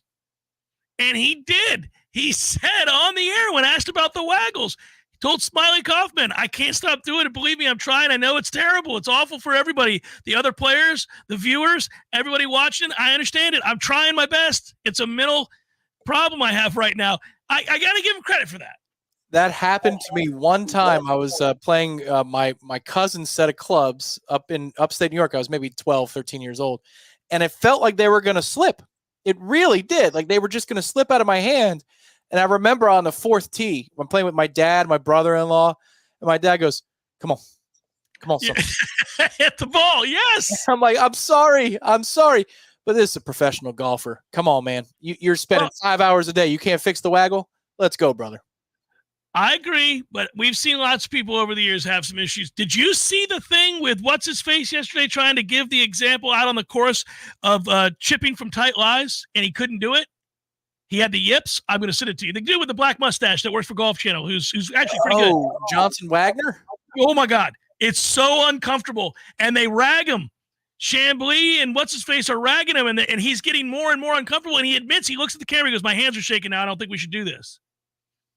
It's really uncomfortable. He skulls the first one, and then he goes, I've had a little bit of the chipping yips lately, guys, so this is kind of a tough assignment. And they're like, well, they say this is the best grass in the world to chip from, Jonathan. He's like, yeah, I know. I frankly, I'd rather be in that heavy rough if we could move the ball over there. He's like, no, just show us what they have there in the middle. And he's like, so he skulls that one, then he fats the next one, then he skulls a third one, and he turns to the camera and goes, I'm not doing it anymore. So what's fascinating about that to me is this is Zoysia. This is the easiest stuff in the world to chip off of. By far. It's like chipping off of a driving range mat with the turf on it. So if you can't do it off of that, good thing they weren't on Bermuda. He might have cried. Yeah, no chance. But it was uncomfortable to watch. And I felt for him because we've all been there. We've seen those moments where you're like, the worst thing about golf is there's no other sport where I find this to be true. In basketball, you could go 2 for 10, 2 for 15, really have a tough day, but you don't forget how to shoot. You're just not making shots. Keep shooting. Next game, you'll make shots. Your form doesn't change all that much. It'll start going in. It's probably something simple. Could be that you're tired that day, but you don't forget how to do it. You don't suddenly forget how to throw a football. At any point, if you and I are playing catch, I don't just forget how to throw a football. I may throw one over your head. I may have a moment where my technique is off for the moment and I spray it, but I know how to throw the football. I'm not going to be like, oh, if you're playing ping pong, I don't forget how to hit the ping pong ball ever. I know how to hit it. May hit it in the net, may hit it long, but I know how to hit it. Golf's the only sport where you could go out and put up your best number ever and literally the next round stand over a ball and be like, I don't know what to do. That's right. I don't know where to start. I am really at a loss. I have no idea where this ball is going to go right now. I don't believe in myself. That's the only sport that's true. That's very true. I don't believe in myself in this instance. You've been out there when I've had the chipping yips. I mean, it happens to everybody. Everybody's had it, yeah. And you just dig in the ground, the ball doesn't go anywhere. That's when I have the yips, I don't even hit the ball. The club just digs in the ground. I'm like, huh, okay. And if it happens again, I'm perplexed. But at that point, I know it's golf, so it's funny. That doesn't drive me nuts unless it happens in the middle of a good round. But if it happens in the first hole, like, all right, I'm giving this one more chance. If it doesn't work, I'm going to look like an idiot, but I'm going to grab the putter. I'm just bringing the putter out. No, I'll go get him another day. This is not going to work for me. The pros don't have anywhere to hide, though, because you take out the putter in some of these places like Valhalla. Yeah. No, man, you got no chance. And so that's where when Tiger came back for his first of like 7 comebacks, it didn't look good. It didn't look like he was ever going to get back. That was tough when the ball kept coming back to his feet. You're like, no. Probables. Oh, yes, I was supposed to do it. Running out of time. Let me do it right now. It's time for, how you say, with the pitching, probables?